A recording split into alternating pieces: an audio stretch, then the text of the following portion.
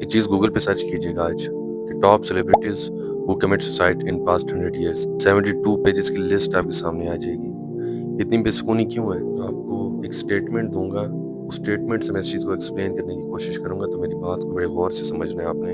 اتنی بے سکونی، اتنی بے چینی، اتنی ٹینشنیں، اس کی وجہ کیا ہے؟ دیکھو، بڑی یار سمپل سا کنسیپٹ ہے کہ اللہ نے انسان کو 2 چیزوں سے بنایا ہے۔ ایک ہے جسم کو اللہ نے بنایا مٹی سے بنایا نا، تو اس کے جو خوراک کا بندوبست ہے وہ اللہ نے مٹی سے کیا ہے۔ کھانے پینے کی جتنی چیزیں دیکھو، سبزیاں ہیں، فروٹس ہیں، جو چیز بھی دیکھو، وہ ساری چیزیں زمین سے آتی ہیں۔ اس کے علاوہ آس پاس دیکھو، لکڑی دیکھو، پہنتے ہیں ہم جو کپڑے پہنتے ہیں، یہ کپڑے روئی سے بنتے ہیں، دھاگے سے بنتے ہیں، روئی بھی زمین سے آتی ہے۔ ہر چیز استعمال کی جو ہے، جسم کی استعمال کی ہر چیز، وہ اللہ نے اس کا خوراک کا بندوبست زمین سے کیا ہے۔ جو چیز ہمیں استعمال میں ہے، جو چیز ہم کھاتے ہیں، جسم اپنی خوراک کے طور پہ استعمال کرتا ہے، وہ ہر چیز زمین سے آتی ہے۔ ایک چیز ہے جسم، دوسری چیز ہے روح۔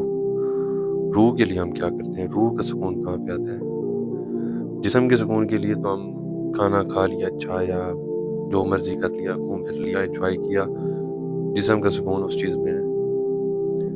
روح جو ہے، روح کا سکون، روح آسمان سے آئی ہے، روح کا جو سکون ہے وہ بھی آسمان سے آتا ہے۔ آسمان کا کیا مطلب ہے؟ کہ اللہ کے پاس، اللہ سے تعلق۔ روح کا سکون دین میں ہے۔ اللہ نے انسان کو پیدا کیا روح اور جسم کے ساتھ۔ جب انسان فوت ہوتا ہے تو زمین پہ چلا جاتا ہے جسم، جہاں سے آیا تھا وہیں چلا گیا، جہاں سے اس کا خوراک کا بندوبست ہے وہیں پہ جسم واپس چلا گیا۔ روح کا انتظام آسمان سے ہے، تو جہاں سے اس روح کی خوراک کا انتظام کیا گیا ہے وہیں پہ روح واپس جاتی ہے۔ انتظام روح کی سکون کا کیا انتظام کیا اللہ نے؟ اللہ کے دین میں سکون ہے۔ قرآن کی ایک آیت ہے، اللہ ذکری۔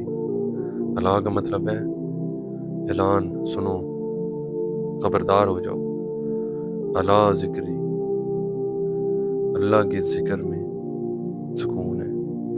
اللہ نے خود بتا دیا، قرآن کی آیت میں ہے کہ دلوں کا سکون اللہ کے ذکر میں ہے، تو اس سے بڑا کوئی ثبوت ہمیں چاہیے؟ ہم کیا کرتے ہیں؟ ہمیں بے سکونی ہوتی ہے، بے چینی ہوتی ہے، ہم کیا کہتے ہیں؟ ریٹیل تھیراپی کا نام آپ نے سنا ہوگا، ریٹیل تھیراپی۔ شاپنگ کر لیتے ہیں جی، جا کے میلز کھا لیتے ہیں، گھوم پھر آئے، انجوائے کر آئے، ٹرپ پہ چلے جاتے ہیں جی، ناردن ایریا چلے جاتے ہیں، اس سے سکون ملتا ہے۔ گھوم پھر لوگ وہ وقتی ایک ٹیمپریری انجوائمنٹ ہوتی ہے۔ اس سے بعد کیا، جب انسان اکیلا ہوتا ہے، سونے لگتا ہے، رات کا ٹائم ہوتا ہے، اس میں وہ بے چینی، پھر ٹینشن، پریشانی، بے سکونی، بے چینی، وہ چیزیں پھر اس کے اوپر آ جاتی ہیں۔ جب تک روح کی جہاں سے خوراک کا انتظام ہے وہاں پہ ہمارا تعلق نہیں ہوگا، جب تک روح کے جو خوراک ہے، جب اللہ نے روح کی خوراک دین میں رکھی ہوئی ہے، دین سے جتنا تعلق ہوگا۔ ذکر کا مطلب پھر یہ نہیں ہے کہ اللہ اللہ اللہ کرتے رہیں، تو اس کا مطلب ہے کہ ذکر ہو رہا ہے۔ ذکر کا مطلب ہے کہ انسان کا اللہ سے تعلق ہو، ذکر ہے دین کی، ذکر ہے کہ آپ نماز پڑھو، آپ قرآن پڑھو، اللہ کا ذکر ہے اس میں۔ نماز پڑھو، اللہ کا ذکر ہے، قرآن پڑھو، اللہ کا ذکر ہے۔ روح کا سکون صرف وہاں سے ملے گا آپ کو۔ خوراک روح کی دین میں رکھی گئی ہے۔ تو یہ جو 2 چیزیں میں نے آپ کو بتائی ہیں، اس کنسیپٹ کو اگر ہم سمجھ لیتے ہیں، جسم کی خوراک کا بندوبست ہو رہا ہے زمین سے، جسم نے واپس یہیں پہ جانا ہے، روح نے واپس اوپر جانا ہے آسمان پہ، روح آسمان سے آئی ہے، روح نے واپس اوپر اٹھ جانا ہے، تو روح کا خوراک کا بندوبست بھی آسمان سے ہوا ہے۔ ویڈیو تھوڑی سی لمبی ہو گئی ہے، لیکن امید کرتا ہوں کہ آپ کو میری بات کی سمجھ آ گئی ہوگی۔ یہاں پہ اگر ایک اور چیز دیکھیں تو موت کس چیز کو آتی ہے؟ موت جسم کو تو نہیں آتی، یا موت روح کو بھی نہیں آتی، موت کس چیز کو آتی ہے؟ اگر ہم دیکھیں نا، جسم مر گیا، جسم چلا گیا زمین کے اندر، گھر والے بھی نہیں رکھتے، زیادہ دیر کی اسمیل آ رہی ہے جی، اور اس کو پھر جس کی میت ہوتی ہے اس کا نام بھی نہیں لیا جاتا، پھر کہا جاتا ہے کہ یار میت اٹھاؤ، میت کو دفناؤ۔ کیوں؟ کیونکہ اب وہ میت رہ گئی، اب جسم میں روح نہیں رہی، روح پر چلی گئی ہے نہ، جسم کو موت آئی، کیونکہ جسم جب تک جان میں تھا تب تک وہ زندہ تھا، تب تک وہ بھائی بھی تھا، تب تک وہ بیٹا بھی تھا، کسی کا باپ تھا، اس کا کوئی نام تھا۔ جب وہ جان اس کی چلی گئی، اس کی روح نکل گئی، اس کے بعد وہ میت ہے، میت کو دفنانے کے لیے پھر جلدی مچائی جاتی ہے کہ یار جلدی اس کو اٹھاؤ۔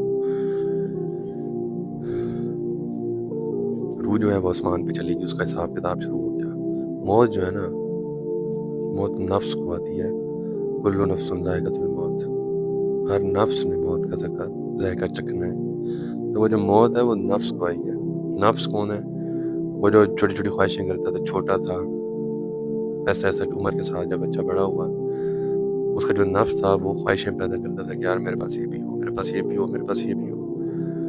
بچہ ہوتا ہے، اس کی چھوٹی چھوٹی ضد ہوتی ہے کہ یار میں نے یہ چیز لینی ہے، میں نے یہ کھلونا لینا ہے، میں نے یہ لینا ہے۔ جیسے جیسے وہ بڑا ہوتا ہے، نفس کی خواہشات بڑی ہوتی جاتی ہیں۔ پھر وہ جب بڑا ہو جاتا ہے تو پھر وہ اپنی فیملی کی چیزیں پوری کرتا ہے۔ وہ تب تک باپ ہوتا ہے، تب تک بڑا بھائی ہوتا ہے، تب تک وہ بیٹا ہوتا ہے جب تک وہ خواہشات پوری کر رہا ہوتا ہے اپنی فیملی کی۔ جب اس نے خواہشات پوری کرنا ختم کر دی، وہ مر گیا، اب اس کی میت پڑی ہے تو وہ میت رہ گئی ہے، اس کو گھر والے بھی پھر نہیں رکھتے۔ موت جو آتی ہے وہ نفس کو آتی ہے، وہ نفس جو خواہشات پیدا کرتا ہے۔ موت نہ روح کو ہے نہ جسم کو ہے، جسم زمین میں گیا ختم، روح بھی چلی گئی آسمان پہ۔ نفس جو ہوتا ہے اس کو موت آتی ہے، جو خواہشات پیدا کرتا ہے، جو ہمارے اندر ایک نفس ہے، جو ہمارے اندر سے خواہشات پیدا کر کے ہمیں دکھاتا ہے کہ یار یہ چیز بھی تیرے پاس ہو، یہ چیز بھی تیرے